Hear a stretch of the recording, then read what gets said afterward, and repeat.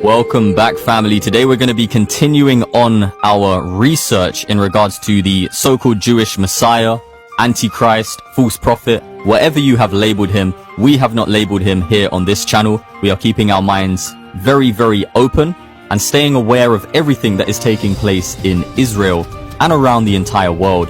We don't like to draw conclusions hastily because doing that could be foolish and could actually bring your attention away from what is actually taking place. So I would highly encourage everybody not to jump on the bandwagon and just call this guy the false prophet or the Antichrist straight away, but definitely be aware of what he is doing over in Israel. Now, I want to show you something very, very interesting.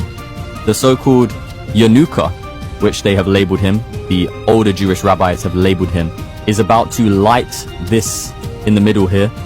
It's going to light it on fire. Here he is. The Yanuka is what they call him. The Jewish rabbis have labeled him that. And I want to show you something very, very interesting and get your opinion on what is actually taking place here. What exactly is going on? Because I've worked in media for a long time. I've worked with very advanced camera equipment and as an editor. And I can guarantee you that this is not a lens flare. This is not just something reflecting off of the camera. This is literally taking place. Now, the Jews are all dancing around this fire. I believe that this ceremony is called Lag BaOmer. Now take a look. We're going to get to the point. Please let me know what you believe this to be in the comment section below. And we're also going to take it into Photoshop and enhance it and see if we can notice anything deeper that is taking place here. Look at the fire. Watch the fire. Look at it. What is this? Do you see that? Do you see that, family? Look. It's flying up out of the fire. It looks like somebody with their hands up, to be honest. To be quite honest, it looks like somebody with their hands up. Very, very strange. I'll show you one more time.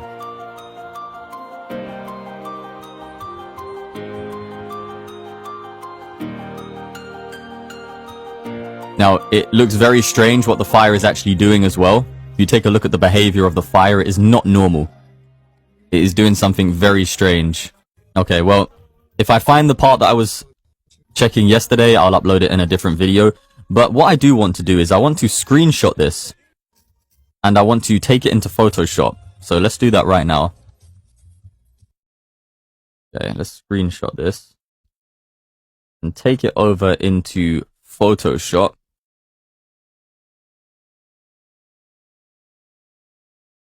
Okay. Now we're going to enhance this thing here.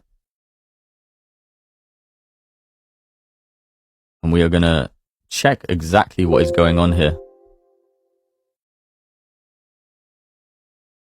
Okay.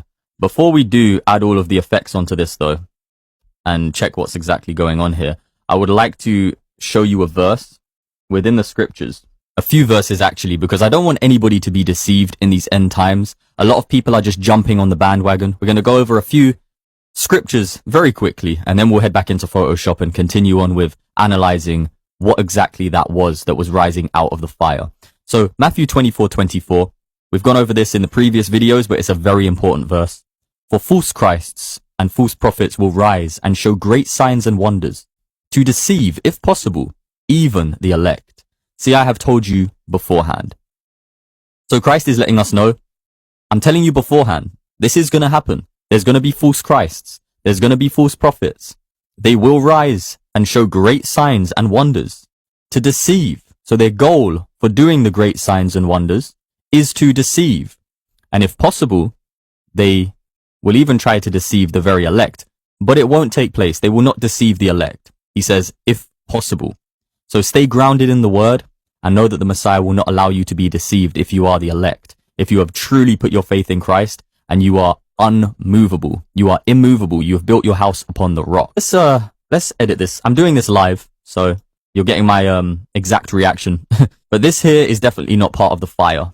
100%. 100%. I can guarantee you that it is not part of the fire. This is something strange. We're going to enhance it. Okay. You can very clearly see that that is not part of the fire. You can see. You see it? That is an object in itself. Okay? This is an object within itself. You see that? When we change the saturation, you can see as it disconnects from the fire and shows what it truly is there. Very, very, very strange. Okay? Very strange. Let's also change the curves a little bit and see what happens. Wow. Wow. That is disgusting. You can see it, family. Wow, I'm actually not surprised, but it's very strange to actually see it. It's all okay talking about it and saying, oh yeah, it's a spirit. Well, when you actually see it, I don't know if you guys can see that clearly. I'm going to zoom in.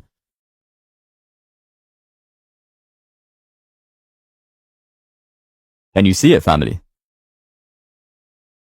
Please tell me you can see that. Let me see if I can make it any clearer for you.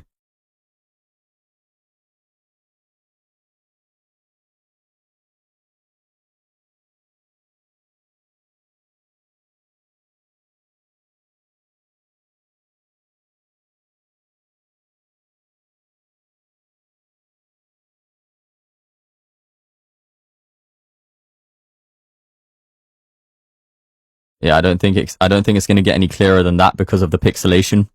You know, they were probably filming in a decent quality because it was night.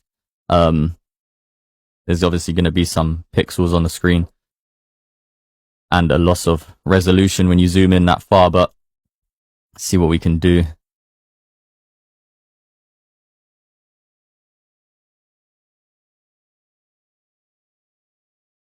Now, I don't know if you can see that, but here's the eye, the mouth, the top. You can see that this is all different.